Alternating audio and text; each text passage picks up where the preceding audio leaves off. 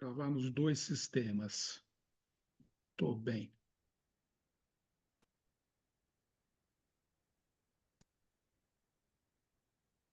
Então, hoje nós vamos falar, eu estava falando isso para as meninas, sobre o Spartacus.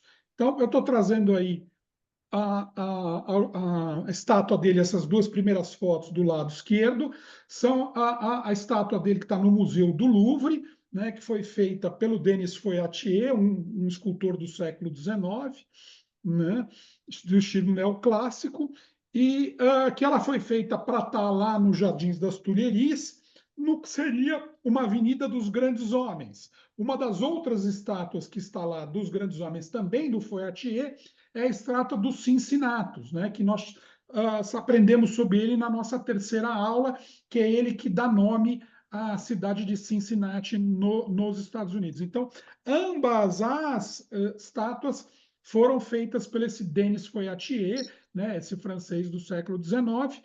A do Cincinnati está ainda lá no Jardim das Tulherias, né, entre o Museu do Louvre e a Praça da Concórdia, e a do Spartacus, que era para estar junto com ele lá na Tulherias, foi para dentro do Museu do Louvre, está numa daqueles pátios internos dentro dos prédios do Museu do Louvre, né?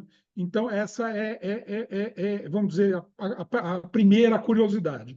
A segunda curiosidade é que essa estátua do Spartacus seria baseada na face aí, no corpo do compositor Franz Liszt.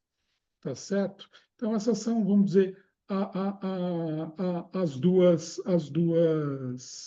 curiosidades, né? O Foyatier é tanto um cara tão importante que até rua em Paris tem com o nome dele, né? Justamente uma rua, quem já foi a Paris vai saber bem da rua que eu estou falando. É a rua que sobe para Montmartre ao lado da escadaria e daquele elevador, daquele ascensor ali, aquela rua do lado esquerdo, quando você sobe para a Catedral de Montmartre, é a rua com o nome dele, foi a Thiers. Essa é outra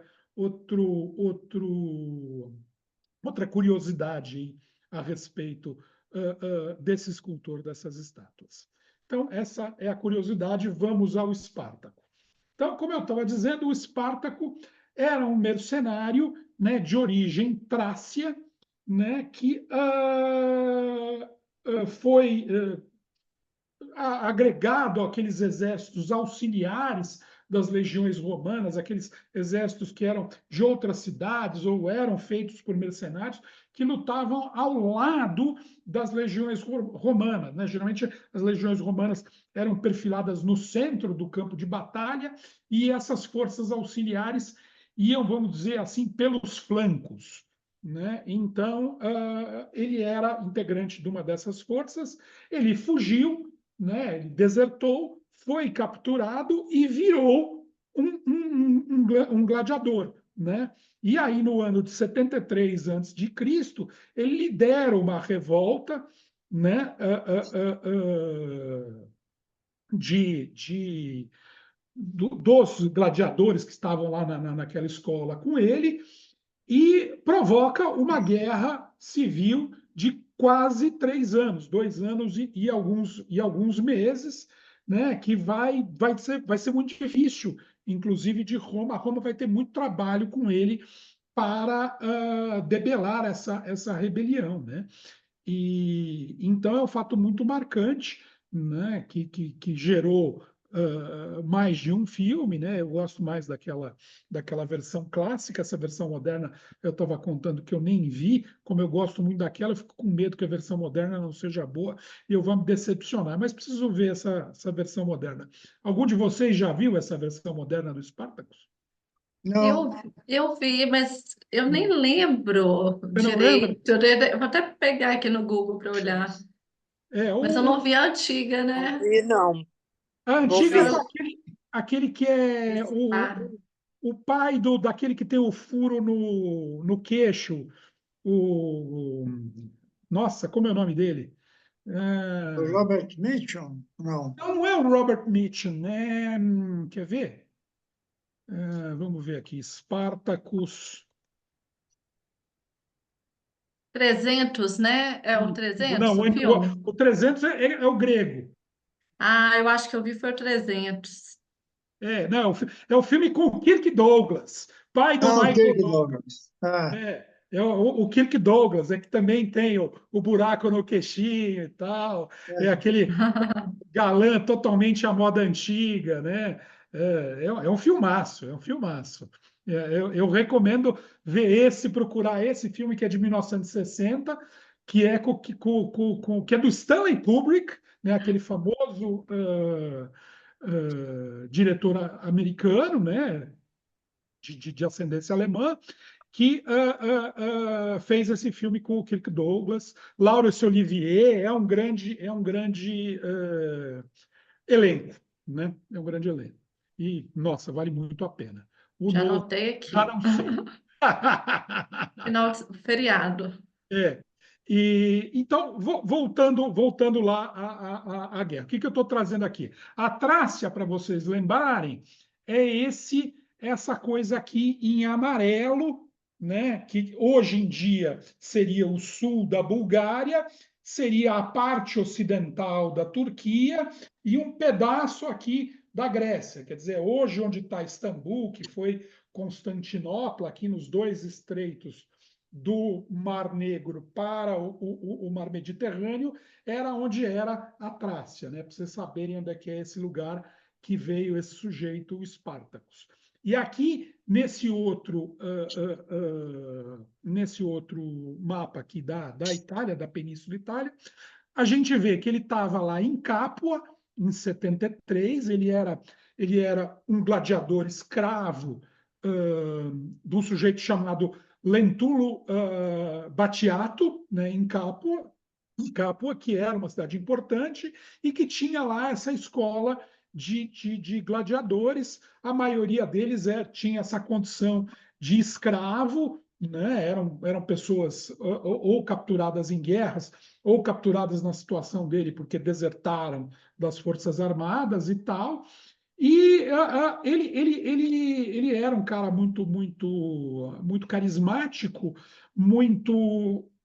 se demonstrou ao longo das batalhas seguintes um gênio militar, né? Mas ao mesmo tempo ele era um líder de homens e convenceu aqueles gladiadores, eu acho que eles eram um pouco mais de 60 ou 70, e eles se rebelaram lá contra o dono da escola e contra aqueles que mandavam neles e puxaram já outros escravos da própria cidade, outras pessoas da própria cidade, e foram arrastando essas pessoas, né? Então a gente vê aqui, eles saem de Capua e vão em direção ao sul da Itália, né? E aí algumas vezes eles vão até o norte, até lá onde é Mantova hoje, e voltam, né? E chegam a ameaçar Roma ao longo desse processo, né?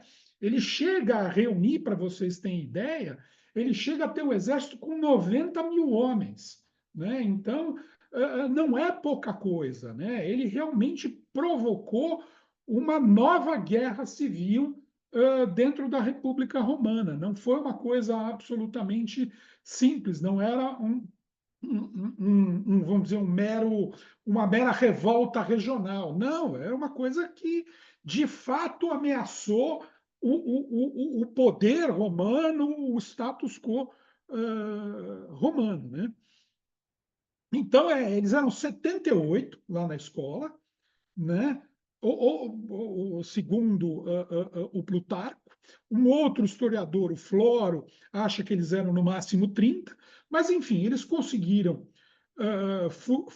fugir, se depararam com um transporte de armas para os gladiadores e para as forças militares em Capua, se apoderaram delas e com isso e com mais pessoas que eles conseguiram reunir, eles repeliram os militares que estavam em Capua e começaram essa coisa.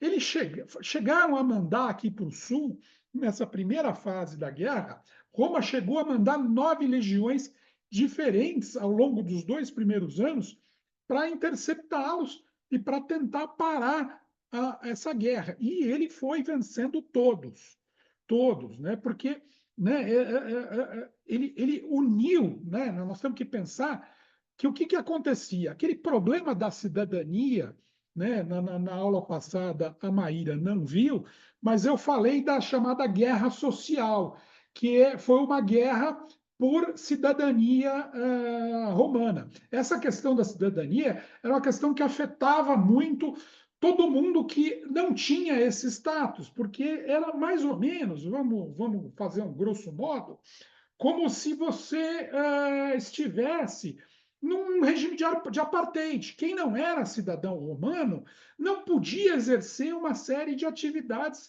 da vida romana. Isso te prejudicava na sua vida civil, nos negócios, te diminuiu o status.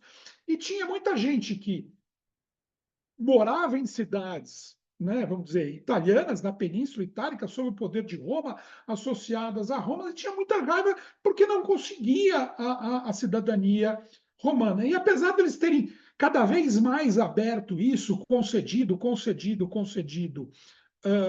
cidadanias, no momento que houve também um outro momento histórico que eu falei na aula passada, que houve a ditadura do Sila, ou Sula, como queiram, tanto faz qualquer um dos dois nomes, ele foi um ditador que, mais ou menos, brecou todas as reformas e restringiu, entre elas, restringiu a cidadania, voltou o poder muito para a aristocracia tradicional romana, para os patrícios, né, e restringiu o poder do resto da sociedade. Então, imagina, a todo momento, todas essas pessoas nessas cidades aí, no sul, mesmo no norte, nessas cidades italianas da Península Itália, tinham muito ressentimento. Então, né, não eram só os escravos ou a plebe empobrecida, como muita gente gosta de falar. Muita gente com poder e com destaque também ajudou ou se juntou a esse exército do Espartacus, né? Então, muita gente tinha interesse em derrubar o status quo romano, porque nesse ano aí ainda estava vigorando, não completa, mas aquela reforma para trás, né, aquela involução nessa abertura que tinha havido na sociedade romana, que o Sila tinha promovido. Então, quer dizer, isso provocou essa tensão e empurrou essas pessoas no colo do Espartacus, né? O Espartacus era o homem certo, no lugar certo, na hora certa, para criar essa poderosa rebelião, né? Então, é um enfechamento de fatores que levam a esse sucesso. Ele é, sim, um gênio militar, ele é um líder de pessoas, um cara capaz de reunir muita gente, mas, ao mesmo tempo, ele se beneficia dessa insatisfação geral que havia por diversos motivos, um dos mais importantes, a questão da cidadania romana, que ainda assim não estava resolvida neste momento, né? E ele era, além disso, ele era muito generoso. Então, ele atacava as cidades, conseguia espólios, roubava as coisas, tomava as coisas, mas ele fazia questão de dividir isso igualmente entre todo mundo, né? Então, isso levava muita gente também atrás de dinheiro e de poder e de apostar que, de repente, ele seria capaz de derrubar o governo romano e assumir a República Romana, né? Então, esses são os fatores que permitiram a ele conduzir essa rebelião com tanto sucesso, com um incômodo tão grande contra Roma, né? Essas foram as principais características. Mas aí, o que acontece? Aí entra na história, né, nessa história do Espartacus, esse homem, o Marco Licínio Crasso. Quem é o Marco Licínio Crasso? Né? O Marco Licínio Crasso é um sujeito que enriqueceu muito durante. Ele era um patrício, Mas, como eu falei para vocês, nem sempre o patrício é um homem rico. Muitas vezes, o que acontece com as famílias patrícias?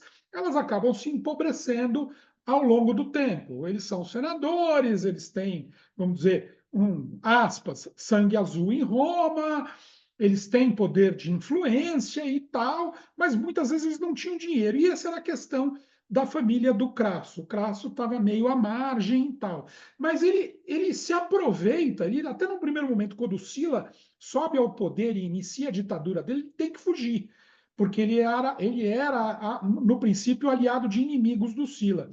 Mas, num segundo momento, ele já volta para Roma e você, né, quem assistiu a aula passada sabe que o Sila, uma das coisas que ele fez foi expropriar todos os inimigos, né? Sejam senadores inimigos dele, sejam o pessoal, os cavaleiros inimigos dele, também existiam, todos aqueles inimigos dele.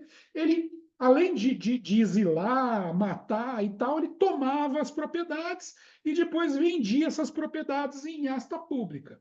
E o Crasso conseguiu comprar um número enorme delas durante essa ditadura do Sila e por preços baratíssimos.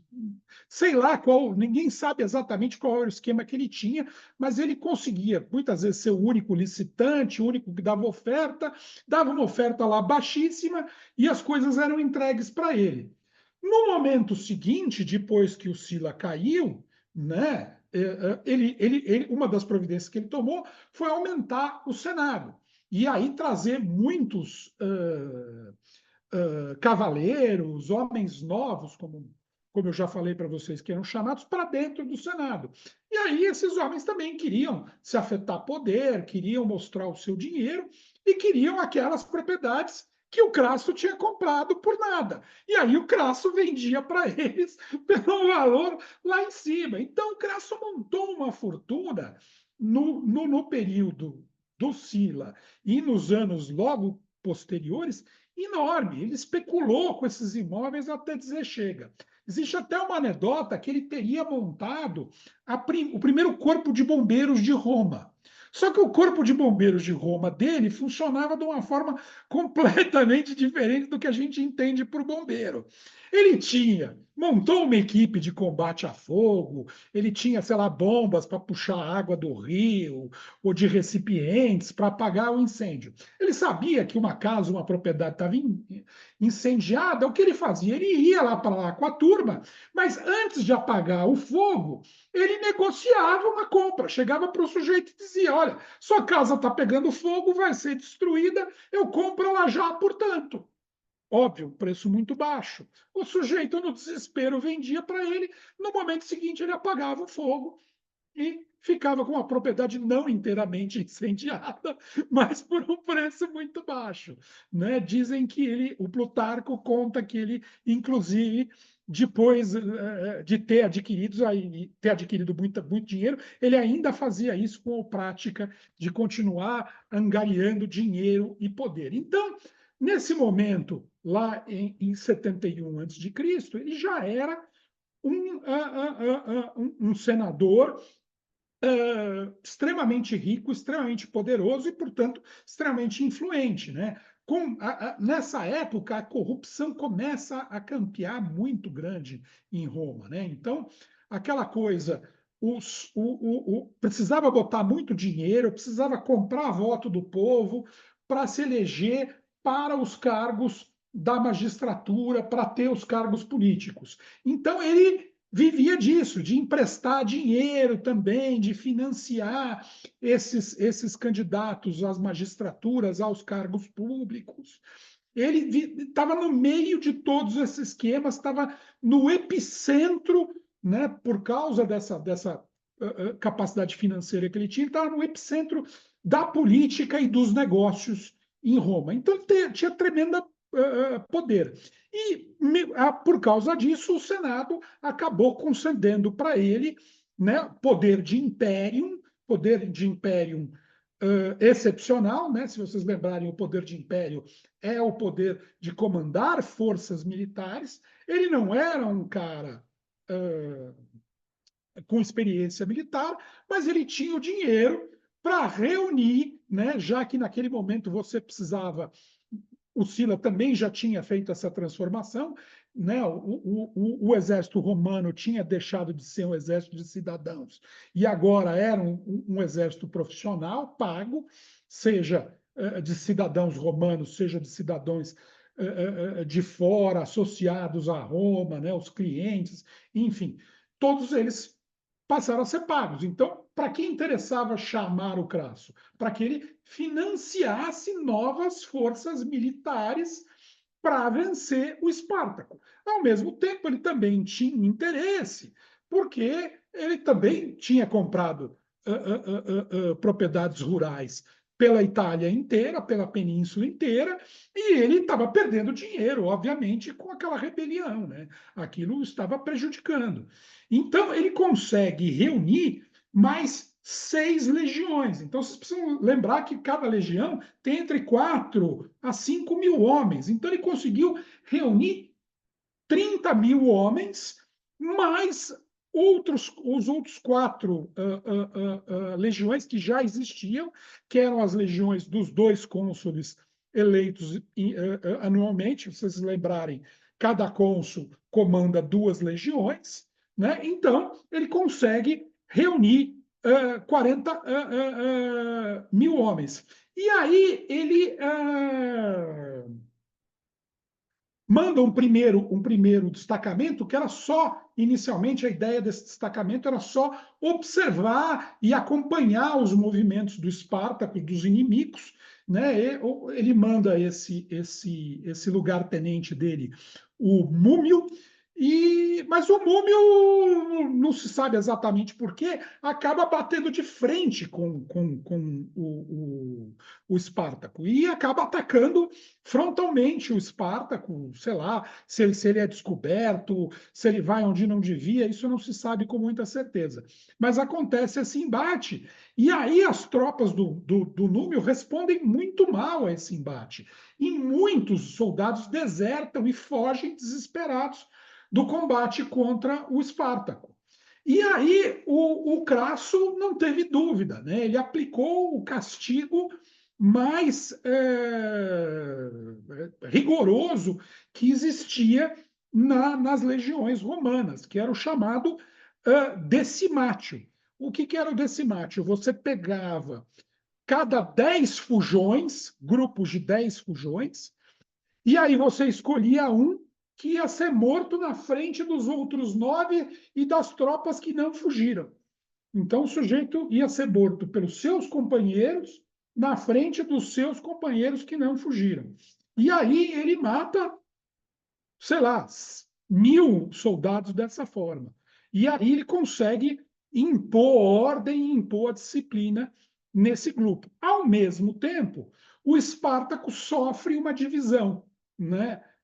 Tem lá um grupo que começa a duvidar do que eles estão fazendo, que quer fugir da Itália, a coisa não está dando certo, há uma diminuição quase que pela metade dos exércitos do Espartaco, né?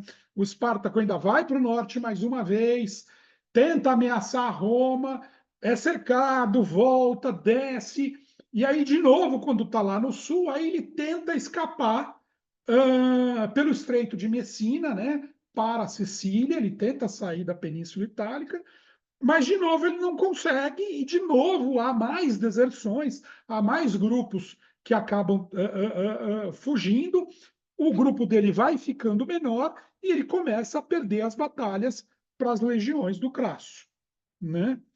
E aí, finalmente, aí, por volta do mês de janeiro, que ele tentou sair pelo Estreito de Messina, já no mês de maio, ele acaba. Né, isso tudo acontece nesse intervalo curto de tempo, no começo de 71, entre janeiro e maio. E no final de maio, ele acaba voltando, né, é meio até vamos dizer, curioso, que ele acaba voltando para onde ele começou. As tropas dele acabam cercadas em Capua, e acabam sendo derrotadas em Capua. E aí o Crasso faz, vamos dizer, aquela também outra demonstração de castigo e de punição, a mais brutal e a mais chamativa, né? A cena no filme lá do Kirk Douglas é bem fortíssima. Todos aqueles que não morreram, que ele captura, todos os rebeldes capturados, são crucificados na Via Ápia, desde Capua, que está ao sul de Nápoles, até Roma. Então imaginem vocês, 500, 600 quilômetros de estrada e a cada 20 metros ele enfiou um crucificado. Então ele montou uma estrada de cruzes com milhares e milhares de rebeldes crucificados. Né? Foi uma coisa totalmente brutal e inédita, né? que o Crasso fez, né? E que, né? gerou espanto e comoção na Itália inteira, seja aqueles que estavam torcendo a favor do Espartaco, seja aqueles que estavam torcendo contra. Ficou todo mundo bastante assustado e o Crasso conseguiu esse intento, e aí não só ele passou a ser esse homem rico já inserido na política, mas como ele passou a ser um líder, né? Aí ele tinha tropas com ele, passou a ser um líder militar, um líder de peso, né? Ele conseguiu no suprimir a revolta do Spartacus, ele, além do dinheiro, ele se cacifou em poder político muito mais ainda, foi uma tremenda alavanca para ele, e ele, a partir daqui, vai ser um dos nossos personagens aqui decisivos nesse final da República Romana. Né? Aí tem um grupo conseguiu escapar desse cerco do Crasso, um grupo pequeno, e ele chegou, né, sem o Espartaco, eles conseguiram chegar, tentando fugir da Itália, eles chegaram até a Toscana. Né? Mas na Toscana, o que eles encontraram? Um outro personagem dessa história, que é o Pompeu, Cineu Pompeu Magno, que era um outro grande general que estava lutando na Espanha com as suas tropas e tal, já tinha lutado no Oriente, né? Era um jovem general de 30 e poucos anos, mas já de muito sucesso, que comandava as legiões lá na Espanha e tudo mais. E Roma estava tão desesperada, a situação, a necessidade de acabar com a revolta do Spartacus era tão grande que eles deslocaram, abandonaram a Espanha, né? A Espanha, como eles chamavam, e o Pompeu veio com as tropas dele, né? Para a Itália, e aí ele estava entrando na Itália, né? Ele estava lá no norte, na altura talvez ali do final a parte norte da Toscana, né, da Etrúria naquela época. Ele encontrou esses rebeldes e massacrou, não deixou ninguém vivo. Né? Ele chegou arrebentando também, porque ele já estava sabendo, inclusive, do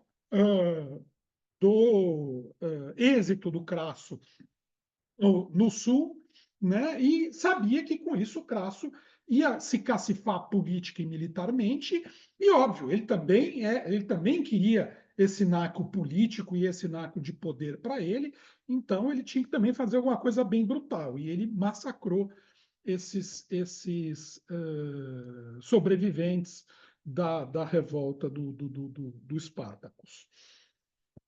Então, vamos falar aqui dessas duas estátuas. Né? Essa estátua, né, está em Milão, agora, na Itália, é uma estátua da época do Pompeu Magno.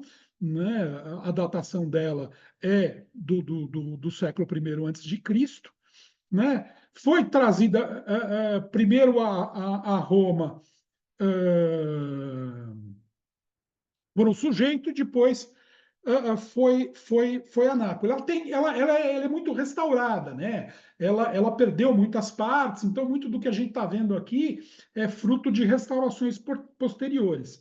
Mas é dito, muita gente acredita, muitos historiadores da arte, muitos historiadores acreditam que essa é a estátua de Pompeu que estaria, que decoraria o o cenáculo, né, do Pompeu, né, que é um prédio que o Pompeu tinha construído para reuniões, que na época em que o Júlio César foi assassinado, era onde o Júlio César, onde estavam se reunindo o Senado romano, né? E o Júlio César, como vocês devem se lembrar, já deve ter ouvido, foi morto pelos seus companheiros senadores. E o Senado, naquele momento, porque o Júlio César estava construindo um Senado novo lá no Fórum Romano, que é o prédio do Senado que nós vemos hoje, que ainda dá para ver hoje lá no Fórum Romano, aquilo estava em reforma, ele estava fazendo uma ampliação, né, ele estava construindo o fórum, chamado Fórum de Júlio César, que era uma ampliação do fórum existente, e entre as obras que estavam sendo feitas, estava sendo feita essa sede do Senado. E o Senado não estava mais se reunindo naquela região, né? O antigo prédio já tinha sido demolido, e eles estavam se reunindo nesse prédio, né, que fazia parte de um complexo que o Pompeu tinha construído junto a um teatro e junto a outros templos, onde quem foi a Roma, quem conhece a Roma, é onde é a Praça de Torre Argentina, chamada Praça de Torre Argentina. É um lugar que você vai e você. A praça, inclusive, está para baixo, né? Porque ela é uma. As ruas estão altas e você olha as ruínas, você olha para baixo, as ruínas estão ali embaixo, ruínas de 3 templos e a ruína da entrada desse lugar que seria esse Senado do Pompeu, e onde essa estátua deveria estar adornando a entrada, e seria nessa entrada, debaixo dessa estátua, que o Júlio César foi esfaqueado. Né? E aconteceu aquela cena clássica. Então, muitos acreditam que essa estátua do Pompeu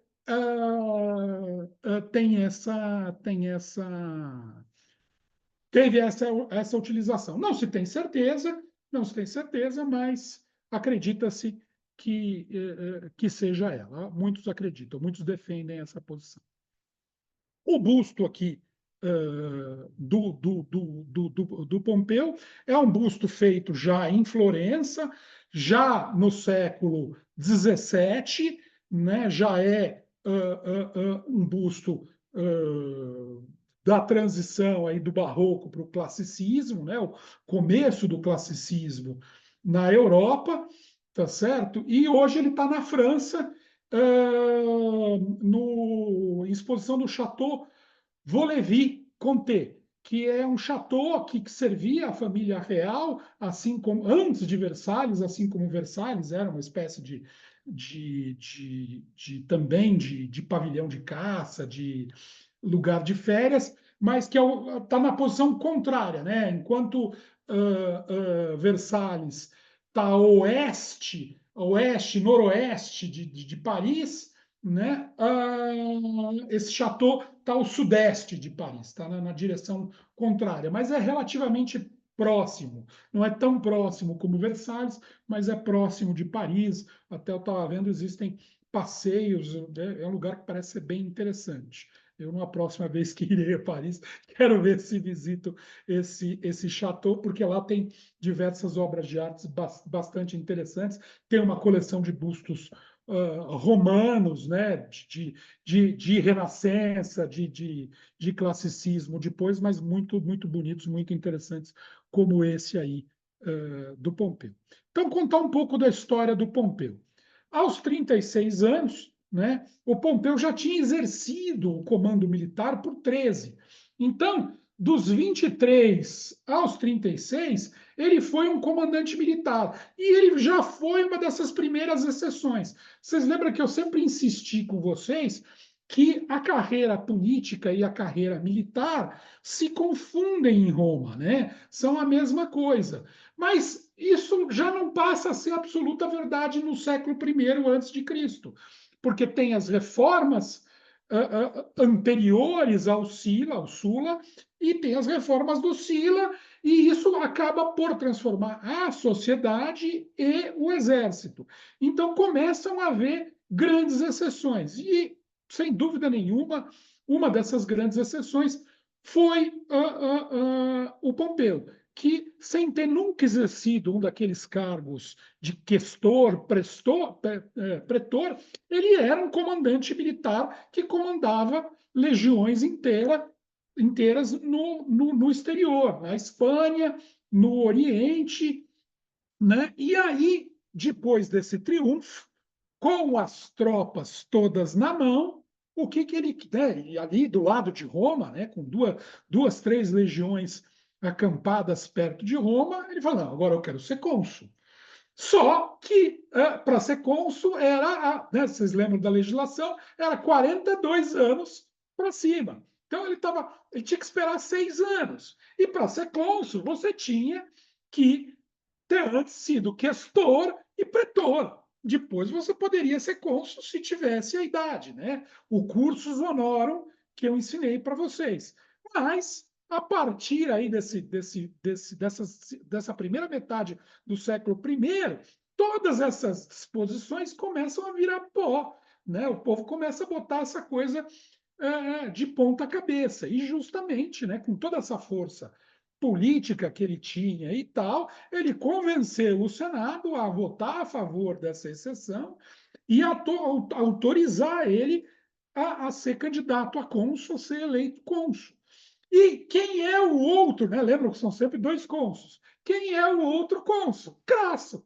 Crasso, com as tropas dele no sul de Roma, Pompeu com as tropas do norte de Roma, todas as tropas ali acantonadas, sei lá, quase 100 mil homens em volta de Roma, na mão desses dois, eles podiam fazer o que eles queriam, né? Ninguém ia dizer para eles: não, vocês não vão ser cônsul. Não, vem cá, vocês vão ser cônsul mesmo, né? Obviamente, né, o pragmatismo romano aí imperou, mas isso foi mais um passo na destruição daquela estrutura da República Romana, onde o Senado de fato mandava, né?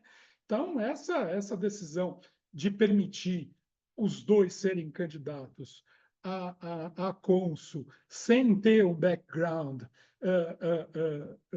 equivalente e sem ter, no caso do Pompeu, a idade mínima, foram exceções brutais e isso, né, desacreditava o Senado, desacreditava todo o sistema, desacreditava a República, né? Então, vocês vejam, a República não vai acabar por nada, né? Ela vai acabar por estas coisas, né? E aí, uma marca dos dois no cargo é justamente isso. Eles acabam com qualquer volta atrás que o Sila ou Sula tinha feito, né? Então, eles restabelecem a figura do tribuno das plebes, que tinha acabado no tempo do Sila, eles fazem uma anistia geral, os inimigos do Sila podem voltar, se candidatar, eles procuram fazer uma conciliação, aumentam novamente a concessão de cidadania romana para um monte de gente, vão distribuindo cidadania, vão permitindo lá que um monte de pessoas que são cavaleiros ou são de origem plebeia participem do Senado, vão abrindo mais exceções, vão abrindo o sistema, vão modificando o sistema. Aí, pouco mais para frente, no ano de 67, eles aprovam a chamada Lex Gabinia, o que é? Eles estavam com um problema muito grave de pirataria, né? A pirataria estava matando o comércio no Mediterrâneo e estava, inclusive, ameaçando o fornecimento de grãos para Roma, né? Isso criava uma série de problemas, porque a escassez gerava subida de preço, as pessoas não conseguiam ter dinheiro para comprar, gerava revolta, enfim. Era um problema gravíssimo. Então, eles chamaram o Pompeu e deram um comando também militar para ele de 3 anos, com jurisdição sobre todas as águas do Mediterrâneo e todas as costas do Mediterrâneo, 50 milhas para dentro. Ele podia fazer e desfazer nessa área como ele quisesse, desde que ele acabasse em 3 anos com a pirataria. Na verdade, esses piratas estavam concentrados ali numa área onde hoje é a Turquia e tal, e de lá eles comandavam a coisa, e era muito comum, inclusive, já tinham virado um especialista na questão dos sequestros. Né? Você vê, sequestro não é uma novidade. Né? Já no século I antes de Cristo, era um povo, né, que se dedicava à pirataria e os sequestros. Uma das vítimas famosas desses sequestradores foi o jovem Júlio César, que era já muito, apesar de jovem, começo de carreira, já era arrogantérrimo. E quando ele soube quanto estavam pedindo para devolvê-lo, ele ficou bravo. Falou: de jeito nenhum, não vou para lugar nenhum, vocês vão ter que me matar. Pode dobrar esse preço aí de resgate. Eu valho muito mais. Estão pensando o quê? Então, essa é uma história famosa aí, né, uma anedota famosa do Júlio César, e que mostra como esses piratas, né, estavam provocando o rebuliço. Mas o Pompeu, novamente, é super eficiente. Né? Na frente aí de mais de 300 barcos, muitos homens, né? Ele, em apenas 3 meses, ele vai nessa região lá na Turquia, que chamava-se Cilícia, e simplesmente derrota os caras, prende todo mundo, né? E aí ele, em vez de massacrá-los, ele estabelece eles como colônia longe do litoral, lá naquela região mesmo, para que eles se dedicassem só à agricultura e tal, e ficassem longe de navegação e não sei o quê. Foi também uma coisa bastante surpreendente, né? E isso, nossa, né? Você imagina, ele volta, né? O Pompeu era muito interessante, né? Como bom comandante militar, já tinha muitas vitórias. E sempre nas vitórias, como eu expliquei para vocês, sempre tinha um saque dos lugares que eram atacados. Né? Você tomava a riqueza daqueles povos que você vencia ou ocupava. E o Pompeu era um especialista em dar 30 para o Estado romano e ficar com 70. Né? Então, o Pompeu também era um cara talvez até mais rico que o Crasso, porque ele, todas essas operações militares, ele sempre ganhou muito dinheiro, desviou muito dinheiro para ele, era um grande proprietário de terras, tinha muito ouro guardado, muita coisa, era um fenômeno. E aí, depois dessa vitória absoluta, onde ele ficou mais rico, né, tomou todo o dinheiro que os piratas tinham roubado, enfiou grande parte no bolso e tal. Imagine o poder desse jovem, né, com um pouco mais de 40 anos.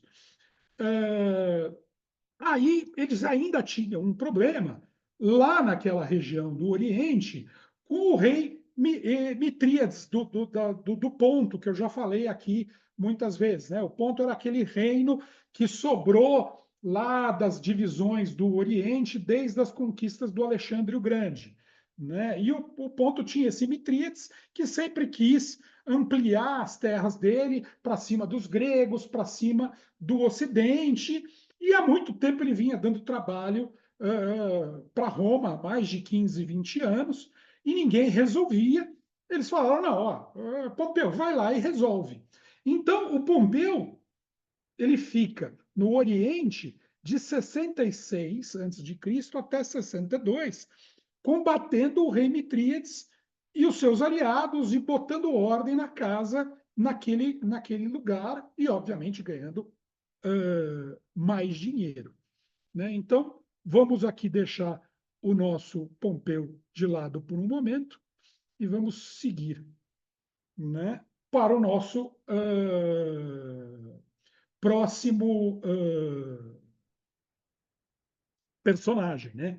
Que é o Cícero, né? E aqui vamos falar do Cícero e da conspiração que ele impediu do Catilina, e vamos dizer que marcou aí a história, né? Esse busto que nós estamos vendo aqui do lado esquerdo é um busto que está lá nos museus capitolinos, né? No Monte Capitólio, né? É um busto também de época e tal. E esse mural aqui vocês já viram, né? Vocês viram na aula 3, né? O mural, né? Do Cesare Maccari, né? Que é um muralista do final do século XIX, né? Ele já pintou na fase do Estado italiano, né, para como é que se diz, decorar o Palácio Madamo, que é aquele palácio que era dos Médici e que hoje é o Senado italiano, né? Então ele fez essa pintura, e essa pintura justamente mostra os discursos do Cícero, entendeu? Revelando a conspiração do Catilina, o que ele pretendia fazer para tomar o poder, e inclusive já era a segunda tentativa que esse personagem, o Catilina, atentava contra o poder de Roma, tentava dar um golpe. Então, essa é a cena aí representada.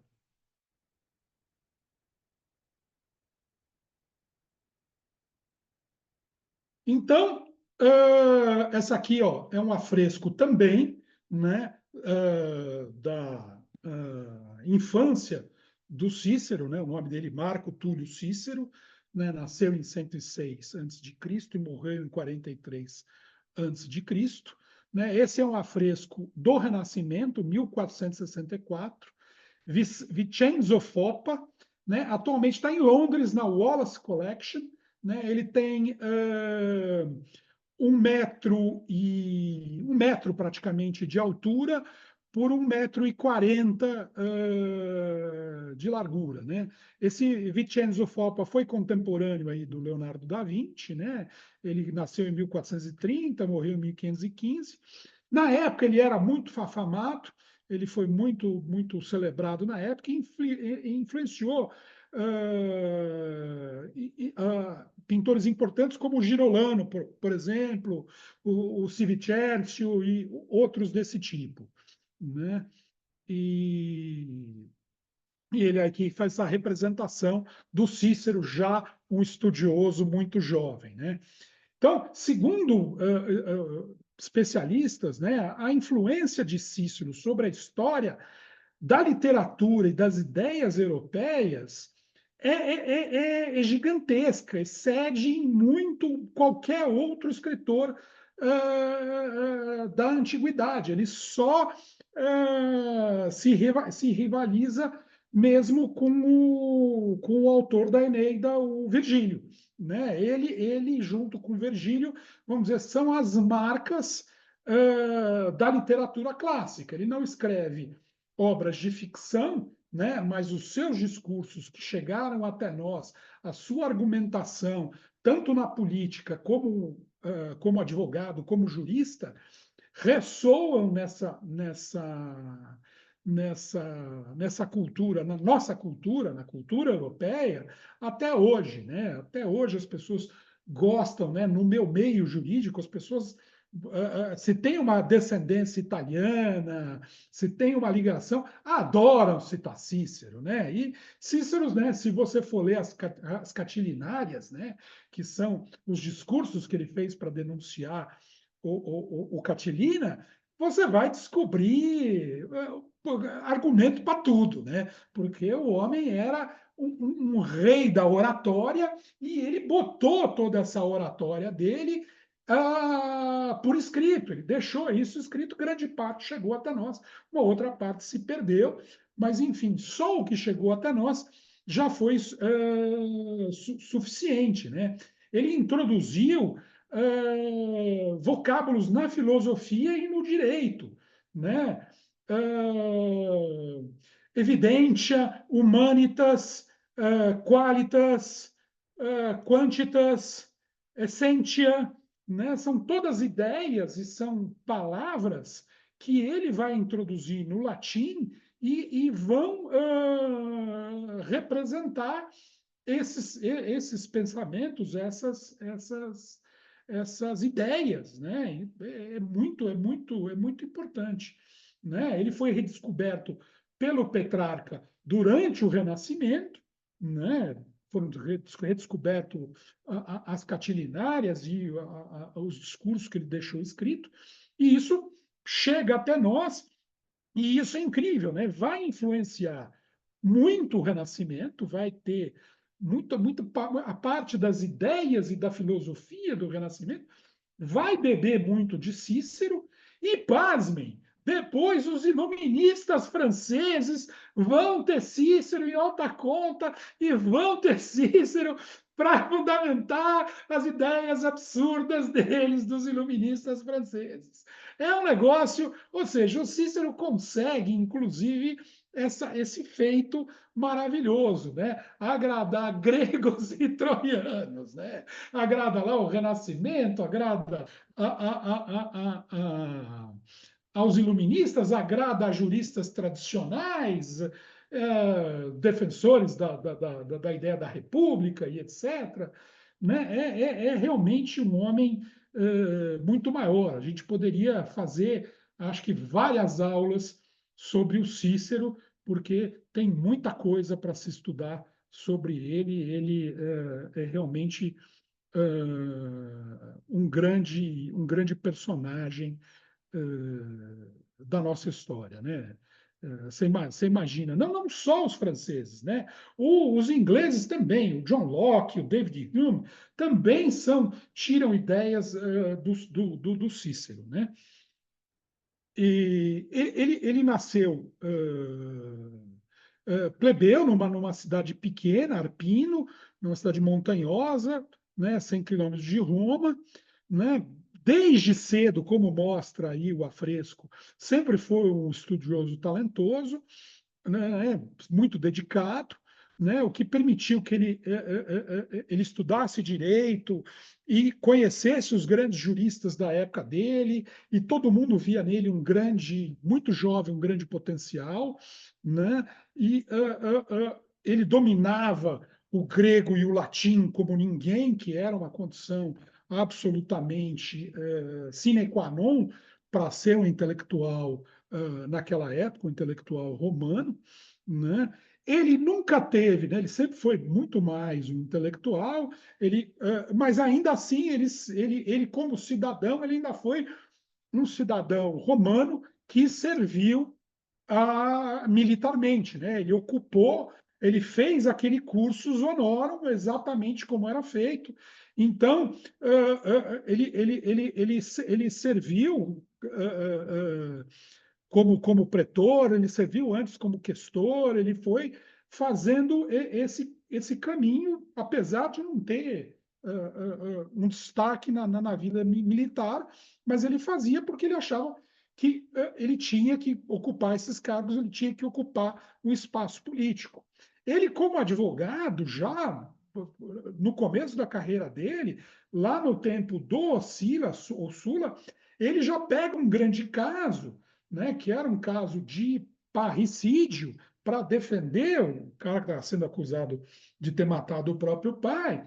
E para isso, ele acusa um outro cara que era protegido do ditador, do Sula. E então ele corre um tremendo risco em fazer essa defesa, porque com essa defesa ele estava atingindo um dos melhores amigos do cônsul, que tinha virado ditador todo-poderoso de Roma, né, um verdadeiro ditador e tal, e ele podia correr um risco de vida em fazer essa defesa. Mas ele ganhou esse processo, condenou o outro, a pessoa que ele acusava, e absolveu o cliente dele, né? E isso foi um sucesso jurídico também violentíssimo. Tanto que no ano seguinte, o que ele faz? Ele também não vai esperar a mão pesada do ditador. Ele se manda para a Grécia e faz um período sabático na Grécia, estudando, se aprofundando mais ainda na cultura grega, se aprofundando da filosofia. Tudo bem, naquela época já eram as filosofias helênicas, o estoicismo estava muito em moda, então ele vai ser muito influenciado aí pelo estoicismo e tal, mas enfim, ele foge aí dessa questão do, do, do ditador ou talvez o perseguir. Quando o ditador morre, ele volta, sai do poder e morre, ele volta para Roma e continua a carreira dele política e de advogado, e ele acaba acho que em 63, sendo eleito um dos cônsules, né? E aí é quando Catilina monta um esquema, né, com vários. Sempre Roma tem os insatisfeitos, monta com diversos insatisfeitos, né? O Catilina era um senador, era um patrício, mas enfim, ele estava insatisfeito junto com outros insatisfeitos, quer tomar o poder e quer dar um golpe. E a ideia era matar o Cícero, o outro cônsul, e uma série de pessoas chaves e assumir o poder. Era um golpe de Estado, vamos dizer, nas versões que a gente mais conhece aqui, né, na América Latina. E lá corta a cabeça lá do inimigo, ocupa o palácio, agora quem manda aqui sou eu. Né? Essa era a ideia dele. E ele tinha feito uma série de acertos com várias pessoas. O Cícero é avisado, descobre tudo e começa uma campanha de discursos no Senado para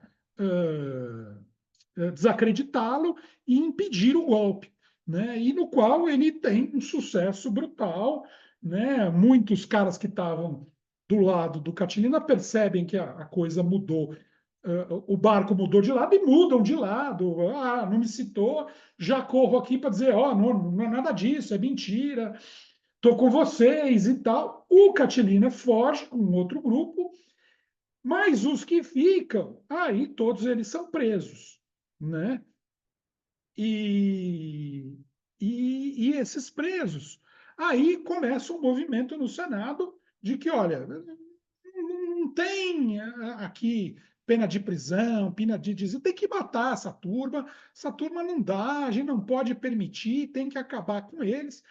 E o Cícero encampa esse grupo que quer matar todo mundo, e eles decidem matar todo mundo por votação simples no Senado, sem nenhum devido processo legal. O que, para um jurista como o Cícero, é meio absurdo, né? Por mais que o Senado seja um órgão colegiado, ele nunca tinha sido usado até então como um juízo, né? Como uma assembleia que julgasse alguém. Isso era julgado lá pelas outras assembleias romanas, conforme o caso, né? E aí eles abrem essa exceção e o próprio Cícero se envolve diretamente nas execuções, acompanha os traidores lá para serem mortos e tal, né, leva os caras até lá, vê os caras morrerem, né, e fica como, né, a mão dele fica suja com esse sangue e ele passa o resto da vida meio preocupado com isso. Fala, putz, algum dia vão me cobrar disso aí, né? Essas mortes vão voltar contra mim porque eu não fiz processo legal, eu não fiz o que eu devia, né? Eu me deixei empolgar aqui pelo calor da hora e executei essa turma, né? Então, isso vai pesar ao longo da vida do Cícero e ele vai, né, vai o acompanhar. Mas ele ganha do Senado os maiores títulos honoríficos, né? Pai da pátria, ele ganha todas as comendas e títulos possíveis existentes, ele vira um grande herói, além, né, do grande intelectual que ele já era, além do homem poderoso que ele já era. Mas, como vocês veem, tudo isso sempre ao arrepio da lei, ao arrepio das tradições da República, né? Essa ascensão desses grandes homens, Pompeu, Crasso, Cícero, agora o próximo será Júlio César, né? Vamos entrar nas próximas aulas na história de Júlio César. Esses grandes personagens que vão ter muito mais poder que as assembleias, que vão ter muito mais poder que o Senado, vão dominar agora o final desse século I antes de Cristo e vão mudar a face de Roma, vão transformar a República em império, né? Essa acho que é a aula de hoje, tá certo? Acho que chegamos aqui mais ou menos a 1 hora desde o momento que nós conseguimos trazer o Antônio de volta aqui para estar conosco, né? E acho que fico aí à disposição de vocês, se vocês tiverem alguma dúvida, o que vocês acharam? Está dando para acompanhar? É muita informação? Foi Tá ótimo, bom, Paulo. senhor. Foi Obrigada. ótimo, Paulo. Muito Muita bom. informação Muito bom. interessantíssima. Então, nas próximas aulas, vamos começar aí com o inesquecível, com o tão marcante Júlio César e com o encontro de todas essas forças, né? Esses quatro e outros personagens que ainda vão aparecer, né? Como Marco Antônio, como Augusto, né? Como Brutus, vão estar na nossa história aí para frente, cada vez mais esses personagens, inclusive, que o Shakespeare também retratou na peça dele. Tá certo, meus caros? Uma boa noite. Boa noite a todos. Agradeço vocês, a vocês que estão Até a assistindo. próxima. E Boa Boa noite. noite. Obrigada. Boa Nós noite a todos. agradecemos. até. Tchau. Cadê? Ah.